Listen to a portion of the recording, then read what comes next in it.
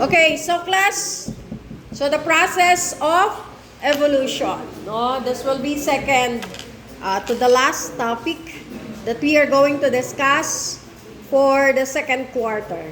Okay, so when it comes to the theory of evolution, it was Charles Darwin. No, so Charles Darwin, ang pinakamatunog na scientist when it comes to evolution because of his book entitled On the Origin of Species, which he wrote in 18 kailan niya sinulat? 1859. Yan. Nakasulat na sa blackboard, 'di ba? So 1859. Sundan niyo lang yung mga tanong natin, no?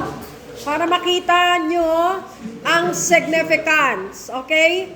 So, according to Darwin's theory of evolution, no, siya yung nag-conceptualize ng theory of evolution. So, sabi niya, no, according to him, the theory of evolution is all about, no, a change refers to a change over time and the process by which modern organisms have descended from ancient organisms. No?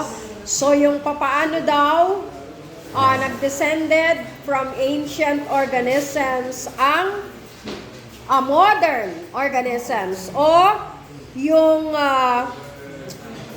ating kasalukuyang panahon. No, look at you, 'di ba? Dati, what is our future? No? Yon. Tayo ngayon ay napakaswerte. We are very lucky because ganito na yung itsura natin. 'Di ba? Dati, anong itsura ng ating mga ninuno? Yung mga Homo habilis. 'Di ba? Ngayon, ano na tayo ngayon? We are now Homo sapiens. Diba? We are now Homo sapiens, but our ancestors are yung mga Homo habilis. No? So the basis class for the modern theory of evolution was laid during 1700s and 1800s. No? Can you follow? 1700s to 1800s. Yan, nagkaroon ng theory of evolution, no? By Charles Darwin, no? So, dito siya nagkaroon ng basis. Nathan, pakibalik ha. Picturean lang yan at ibalik. No? So, by a certain voyage, no, that provided him with vast amount of evidence that led to his theory of evolution. No, yung voyage ng ano ba yun? Sail on the HMS Beagle, no? So, yung pagsisail doon or yung paglalakbay, di ba? Nagkaroon si Darwin ng basis for evidence, no? Na nagkaroon that led him to his theory of evolution, no? And then, another scientist that is Alfred Wallace or Wallace. Alfred Wallace or Alfred Wallace, no? for the native speaker, that's Wallace, no? But for us, it's Wallace, no? So Alfred Wallace writes Darwin, no?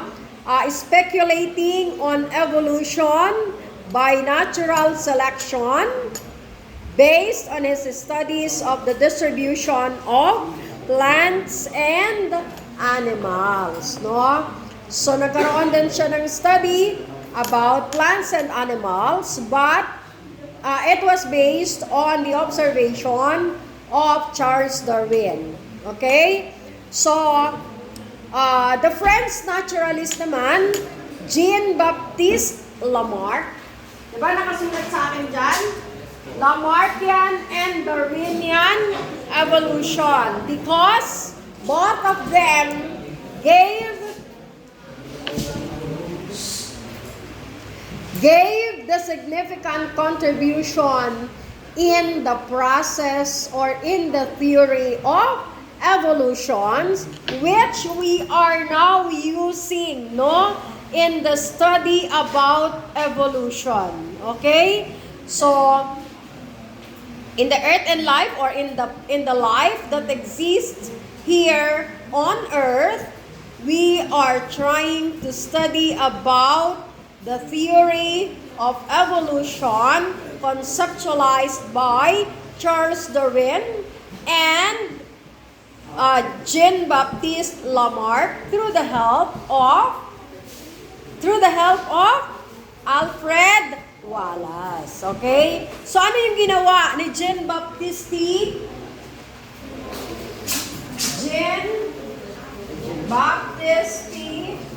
Lamarck? Okay, Lamarck. No? So, it was among, no, yung kay Lamarck was among the first scientist. Sila yon, okay? Si Darwin, Wallace, and Lamarck, no, were among the first scientists to recognize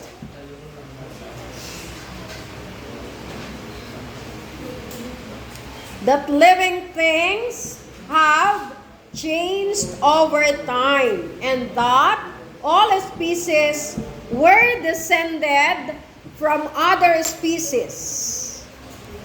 So, ibig sabihin, tayo, bago tayo naging, before we became a human being, capable or given by God all the faculties, no, or all the talents, we were once an animal. Alam niyo ba yon? But, of course, we are the highest form of animal. Ayun, parang ang naging flow ulit is parang nasasalukan mo siya sa sinasabi ng Bible na galing tayo sa alabok. Yes. Yes. Okay, because in the Bible, it's different. Because the first couple, no, was created by God. Tama? In the Bible, no? But what we are talking about now is science. So, science and Bible are somewhat contradicting. But, meron din minsan inclination or they are related to each other. Especially the sin, S-I-N, no?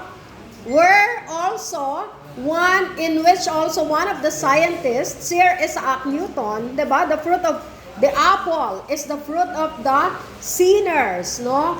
So yun yung naging subject ng sin that was committed by Adam and Eve in the Bible. Pero, that was the basis or that was the concept of study that led to the theory of gravitational force by Sir Isaac Newton. Diba? So, it is somewhat related. Another one, when the couple committed the sin, binigyan sila ni Lord ng penalty or punishment. At ano yung punishment ni Lord doon sa dalawang couple na nagkasala? Or doon sa couple? Anong sabi? Ikaw lalaki, pagtatrabahuhan mo at paghihirapan mo ang kakainin ninyo ng iyong pamilya. Which is really happening right now. Diba? It is really happening. So, the words coming from the Bible is true enough. It has scientific inclination or it has scientific relevance. Why? Because you really have to work hard before you can eat for the family or before you can provide for your family so that your family has something to eat in your table. Tama? Another one is, ano pang sinabi ni Lord kay Eva? Ikaw, Eva, maghihirap ka sa panganganak. Diba? So, nangyayari ngayon. Tama? Meaning to say, yung sinabi sa Bible ay totoo sa siyensya din. Siyensya ng when it comes to the delivery of the or when it comes to the pregnant women. Diba? Naghihirap talaga bago makapanganak. Okay.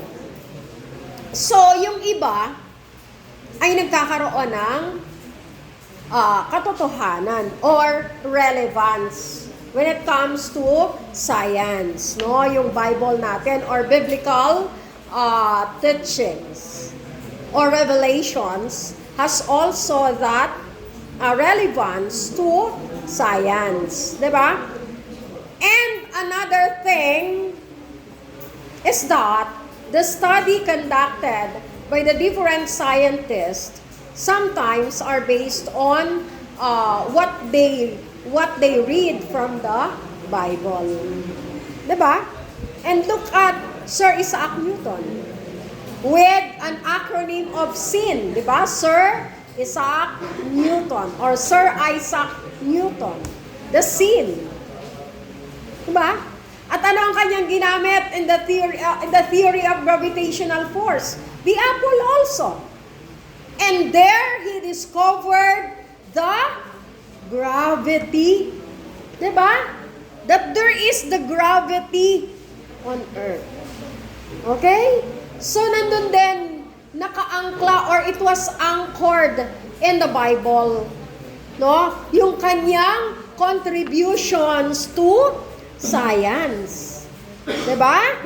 So, it was, in our continuation, sabi ni Enan, according to Enan, parang nalihis, diba? Doon sa Bible, that we are all created by God. Kasi nga dati, puro hayop pa lang. No? He created everything. And lastly, ay ang mga first couple. But in the history, no, meron kasing proof of evidence, kaya meron tayong scientific beliefs or scientific study about it. Okay? That is why yung basis ng theory of evolution ni Darwin and ni Lamarck was based or were based on the proof of evidence or on the findings that was provided by the voyage, no, of the HMS Beagle or the Beagle expedition, no? Kasi nagsisail, may voyage. So, in other words, they are traveling at sea. No, sa dagat sila naglalakbay or maybe in the canal, no? So doon na-discover, no, ng mga scientists na to who recognize that living things have changed over time, 'di ba? Mula doon sa ating pagiging isang hayop, 'di ba, unggoy, apes, no? Hanggang sa maging Homo habilis na nakakatayo na sila. Pero hanggang saan lang yung kanilang kakayahan or the abilities sa pangangaso lang. 'Di ba? Ng mga hayop. And they don't even have the tools, 'di ba? Para gamitin sa kanilang activities. What they used then were the stone, 'di ba? Yung mga ginawa nilang tools from the stone, no? Sa huli pa lang tayo nagkaroon ng mga iron tools. Okay? Pero the Homo habilis, ang gamit nila, kung mapapanood nyo sa mga videos, ay nandun yung evolution talaga. No? So, other scientists who contributed to evolutionary thought were Carolus Linnaeus. Who is Carolus Linnaeus? Carolus? Sino nakaka-remember? Kay Carolus Linnaeus. N pala yun. N-N-A-E-U-S. Yan. Carolus Linnaeus. No? That's the spelling. Linnaeus. Carolus Linnaeus. Who formalized anong kanyang ginawa? He formalized the binomial nomenclature. Anong ibig sabihin? The binomial or dalawa, diba? Binomial. 2 words. Ano to? Binomial nomenclature. Ibig sabihin, siya yung nagbigay ng concept about scientific name. Diba? Ang mga scientific name ay dalawa. No? Kagaya ng human. What is the scientific name for human? It is the Homo sapiens. Diba? 2 word. Ibig sabihin, dalawa. Binomial nomenclature. So, pag sinabi natin, first letter, it should start with a capital letter, and then the second word will start with a small letter. No? That is the binomial nomenclature by Carolus Linnaeus. Okay, and another one is Thomas Malthus.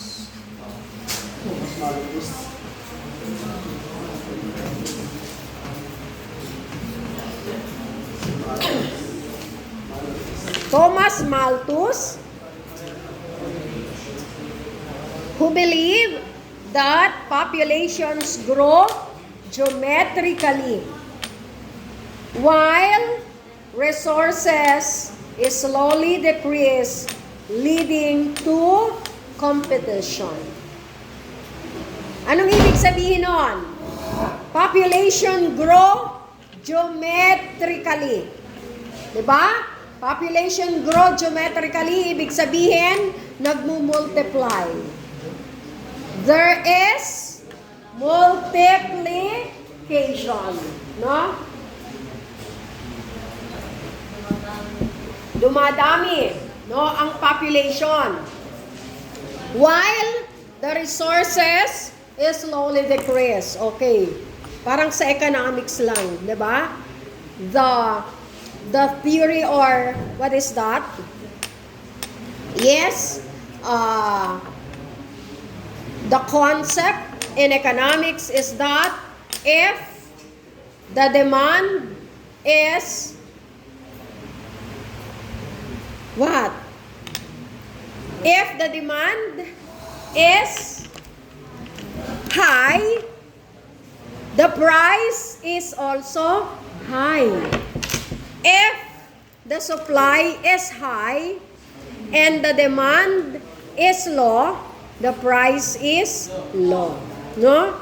Parang ganon. But according to Thomas Malthus, sabi niya, the populations grow geometrically, di ba?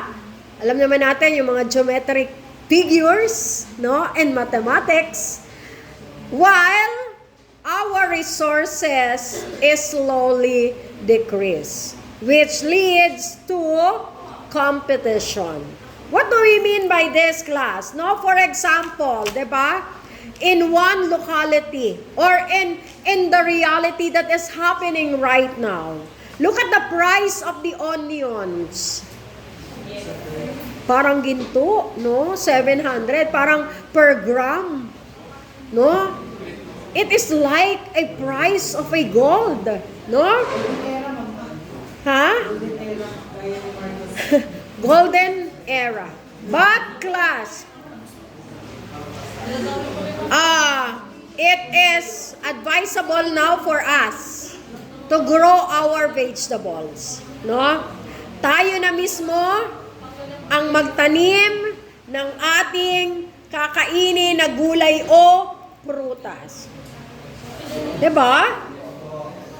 In my refrigerator, inilabas ko yung mga sibuyas na hindi ko ginagamit. Kasi I am not cooking naman, diba? I don't usually cook. Sometimes I cook if I have time, but most of the times I do not cook.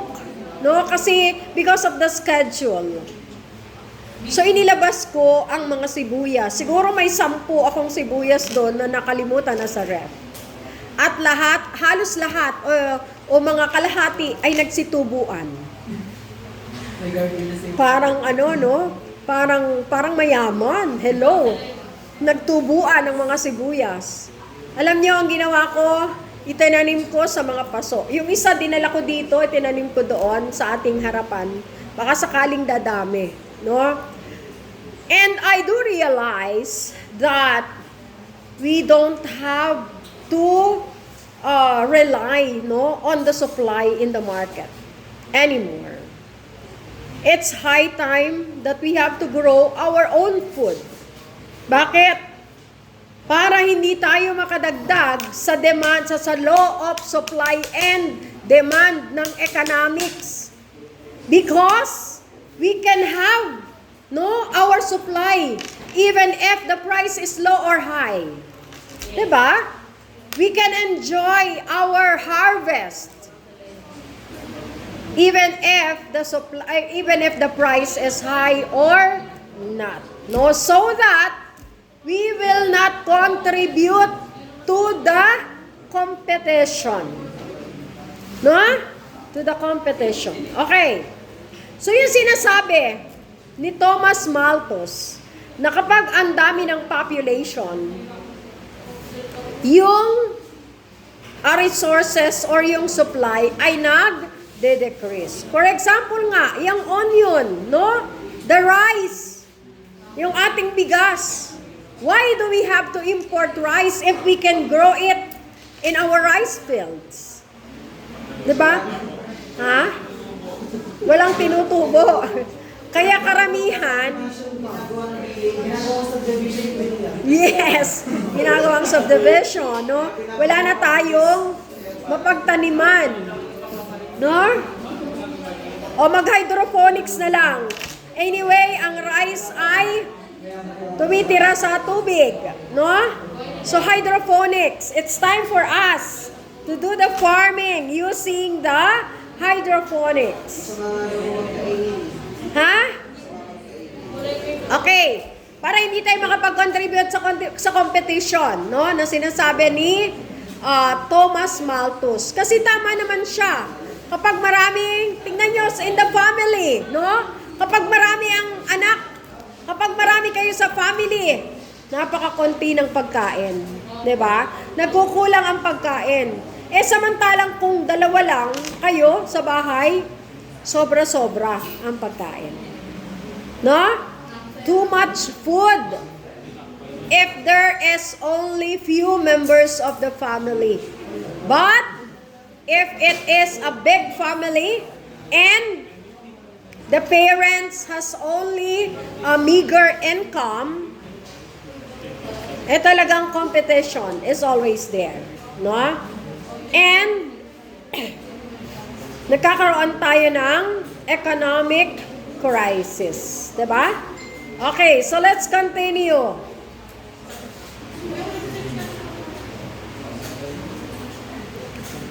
So mechanisms of evolutionary changes include genetic drift. Okay? Have you seen the word genetic drift? So meron tayong mechanisms of evolutionary changes. Number 1, genetic drift. Can I erase this one? Yes. Genetic drift, number 1. Titingnan natin kung tama ang inyong sagot. Pag sinabi natin, mamaya na. Genetic drift, migration, or gene flow.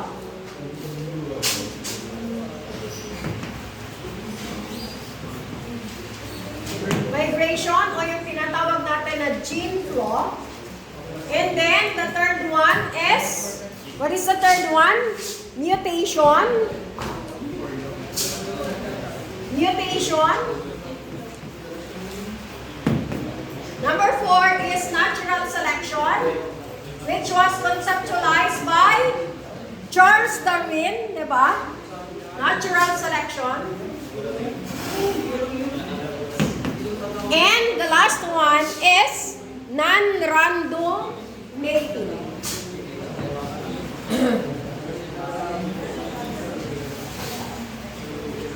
Non-random mating. Ako, pag-11 na pala. Ang bayan. Di ba, kailangan kong maano to sa inyo. Non-random mating. Okay, so what is genetic drift? Genetic drift, pinigay ko ba? Is a change in the gene pool. Wait lang ha.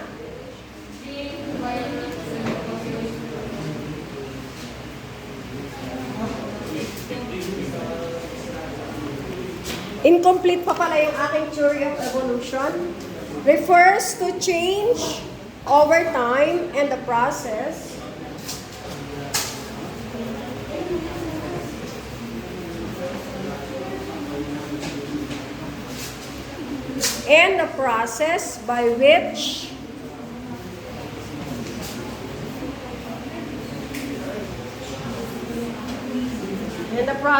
by which modern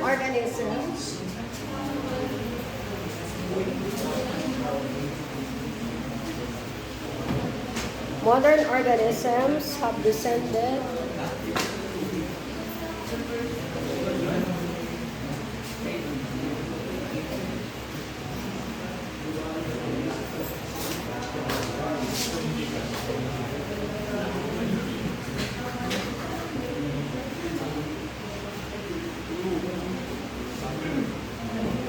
Okay. And the process by which modern organisms have descended. No. It is ascended. Ascended class. Nagkamali lang yung module. Have ascended from no? Because it is from, mula doon sa ancient, mula doon sa primitive times, di ba? Ancient nung lumang, or ano bang luma? Or noong unang panahon, di ba? Sinaunang mga organisms, no? Okay, so, yun class ang theory, yun lang continuation ng theory of evolution, no? Para wala akong ma-miss. So, I will not miss something when it comes to the process of evolution. No? Okay, I'm sorry class. The PowerPoint presentation is not available up to this time. Kasi nga, because of the mechanical trouble, no? So, I know that we are flexible, di ba? So, we can resort to chalk. Di ba? The traditional way, no? Of teaching, of facilitating, teaching, and learning. Anyway, you are flexible naman, class, no? So, if I can avail a new one, a new projector, hopefully by next month. No? So we can make use of the PowerPoint presentation. No? Okay. So yung tinatawag natin na genetic drift is a change in the gene pool. No? A change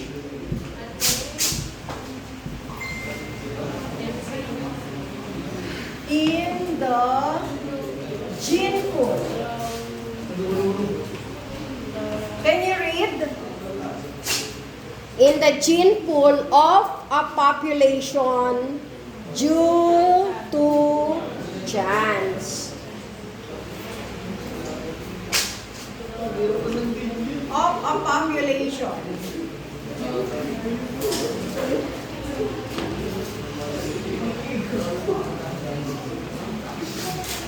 Due to chance, no?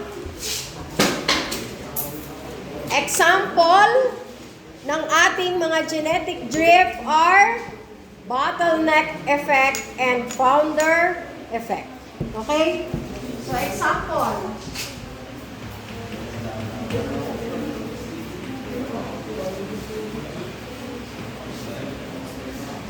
Then, ano nga? Bottleneck and founder effect.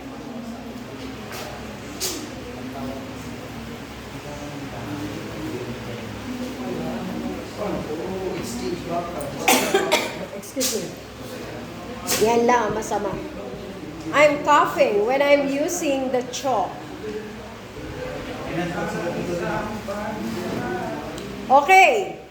So ano ba tong bottleneck and founder's effect na sinasabi natin? Sige nga. Okay. So may I erase this one? Okay na ba kayo dito? I have to write it, no? So that you can understand. I have to write it. So when we talk about bottleneck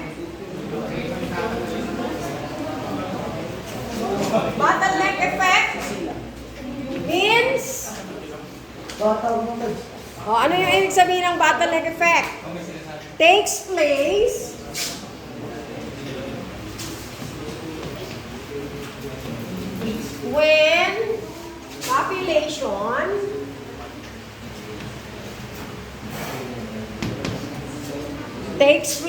when population decreases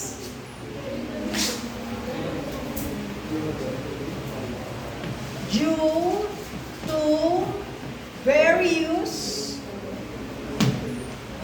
to various environmental factors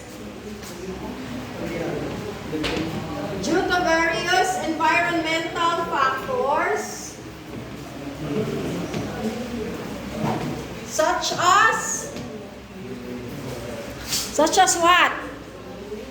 Ano yung mga environmental factor?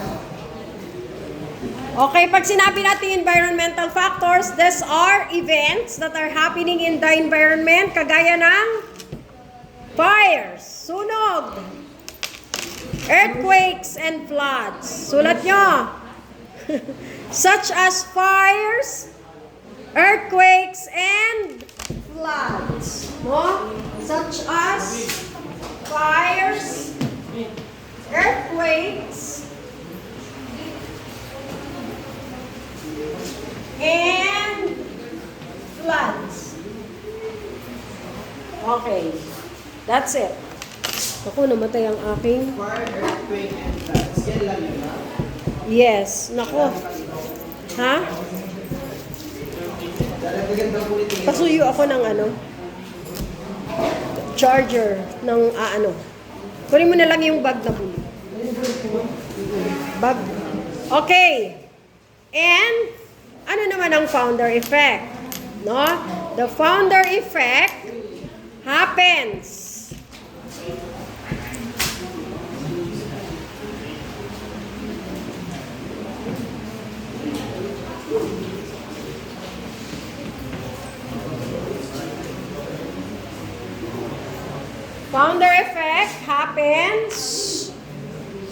when a small population of organisms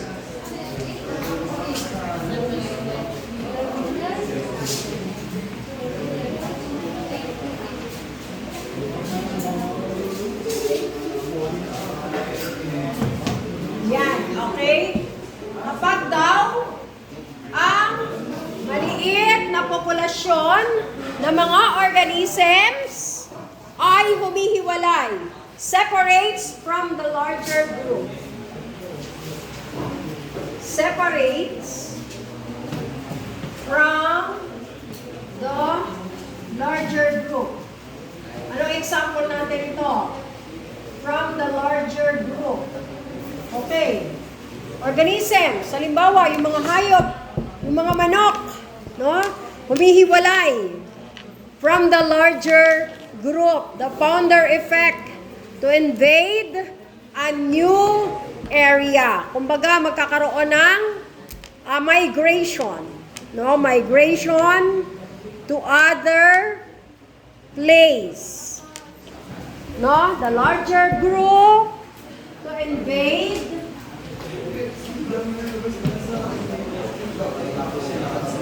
a new area. Okay? So next.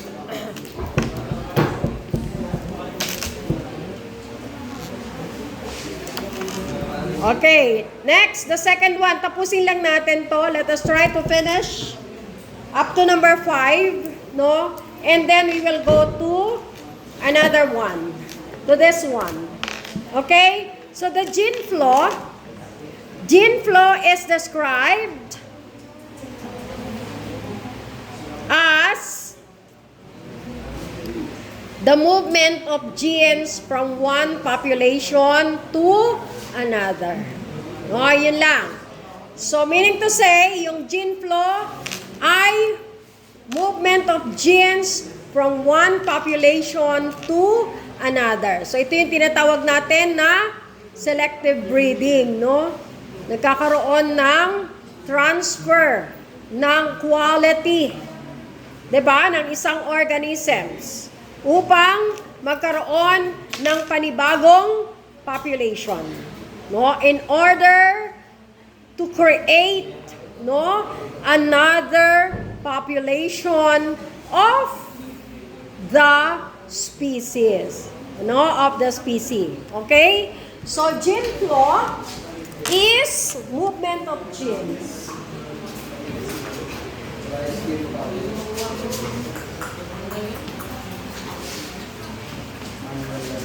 Movement of genes from one population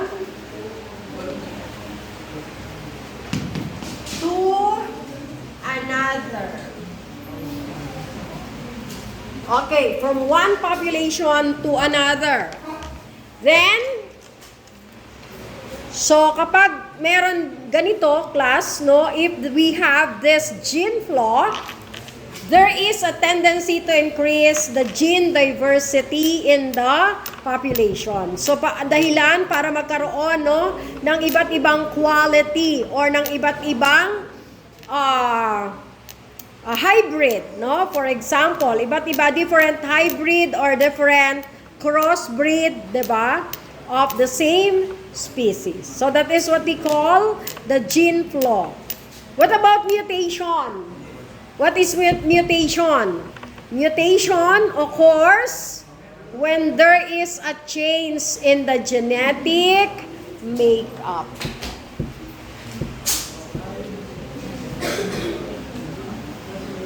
Occurs when there is a change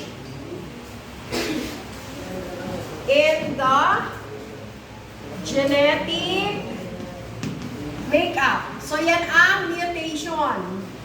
No? Are you familiar? Diba? Usong-uso na ngayon ang mutation. No, dun sa ating genetic engineering, diba? Nagkakaroon tayo ng mga transverse fission, nagkakaroon tayo ng fragmentation, no? So, pag sinabi nating mutation, change in the genetic makeup caused by environmental stressors, no? So, dito, in the mutation, nagkakaroon tayo ng pagpaparami ng lahi. Diba? So, yung mga kalahi natin, halimbawa, nag-mutate, ang tao or ang mga different kinds of animals, diba? Nagkakaroon ng mutation, so dumadami yung lahi, diba? Pinaparami. Okay? So, the process expands the diversity of organisms. Then we have the natural selections. No, ito yung kay Darwinian and Lamarckian theory of evolution. So, natural selection explains the difference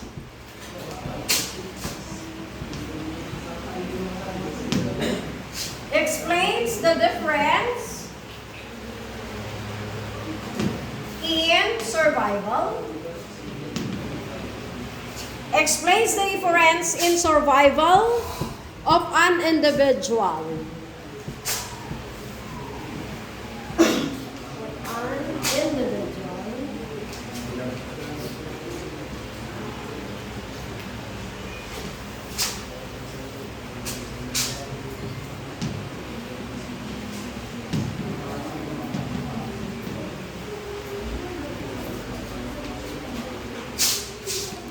Of an individual and reproduction.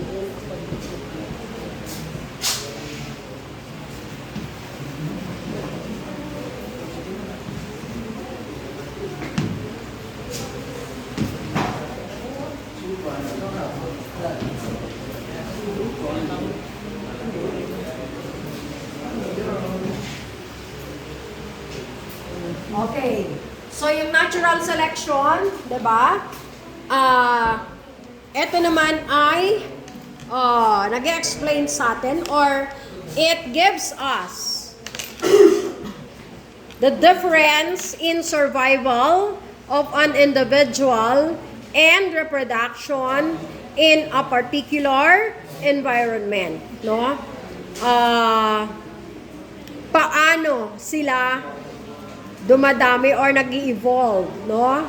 How they evolve in a certain environment in a particular environment, okay? Or in the same environment, okay? So natural selection. Let's say for example, is that variety or is that species adaptable to the current environment, no? Masasabi ba natin na they can survive using the same environment? Halimbawa, ang mga, ano ba yung mga, halimbawa, ang mga lions, di ba? Nag-i-exist ba sila in the city? In the city or are they capable, no, of reproducing in a particular environment wherein it is different, no, from their usual location, di ba? Or places or habitat. Okay? And then we have the non-random mating. Okay? What about the non-random mating?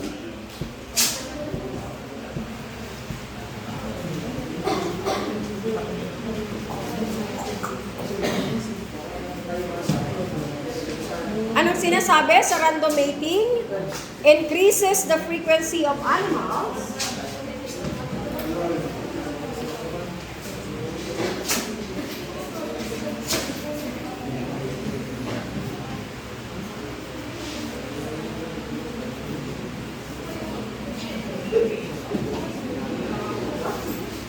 Increases the frequency of animals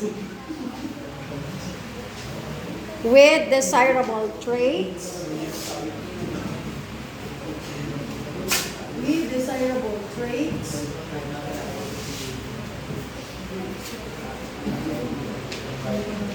With desirable traits.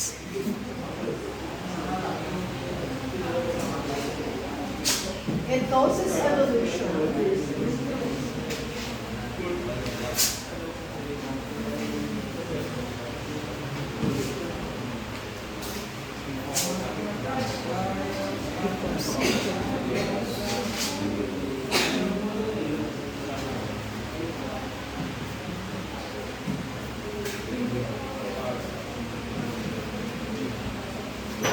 It intrudes the natural form.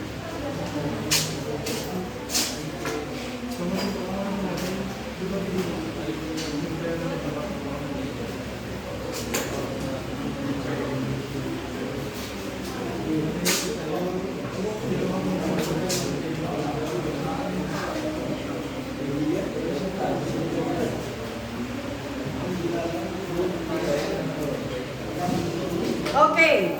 So yan class ang non-random mating, the fifth mechanism, no? When it comes to evolution. So ang sabi natin, what is non-random mating again? Ha? Yes. So anong ibig sabihin? Explains the increases the frequency of animals with desirable traits. Ibig sabihin ay mula doon sa pagiging mababang uri, 'di ba? Ano bang mababang uri? Halimbawa sa aso, when it comes to dogs, askal, 'di ba?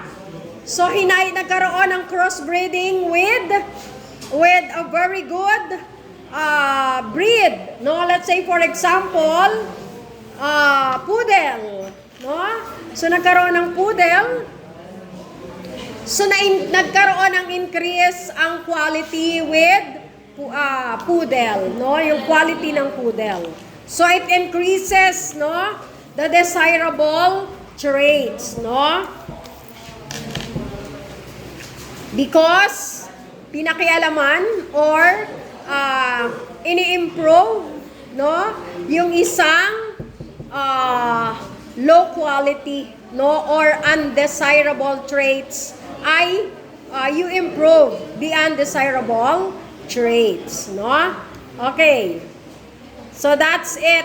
Nasasagutan niyo na yung ating pre-test? Can you answer now?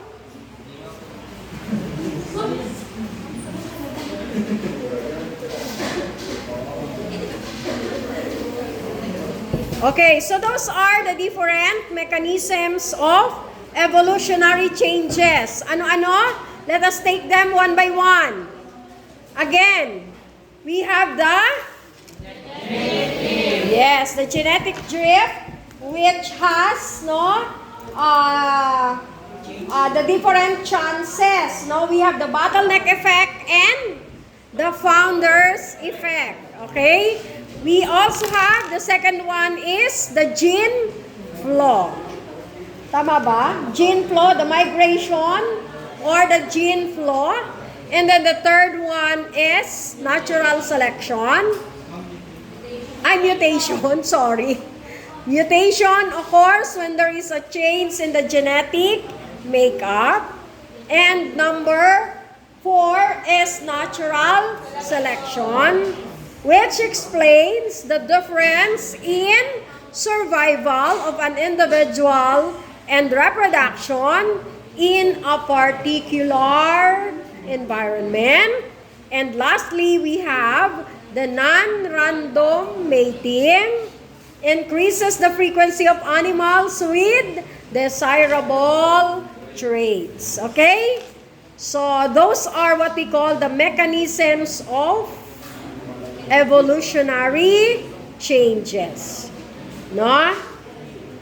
Yan. So let us try to differentiate Lamarckian and Darwinian evolution. Diba? Meron tayong topic about that. So, okay, tapusin natin dito. Lamarckian and versus Darwinian evolution. Lamarckian versus Darwinian. Okay. I am going to divide your group. You are divided na, no, into 5 groups. So each group, please have your ready presentation about Lamarckian and Darwinian evolution. Okay? I will give you 10 minutes to present your output. Okay? Go to your group now. Yeah. Yung cleaners na binigay ko.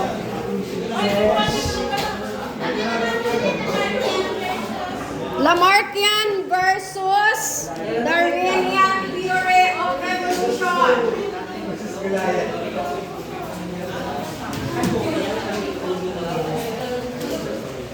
Darwinian, yes, evolution. Please, 10 minutes lang. Wednesday. So what is your version? How do you understand about Lamarckian evolution and Darwinian evolution? And what's the difference? No? Try to differentiate the two theories of evolution. Okay, go.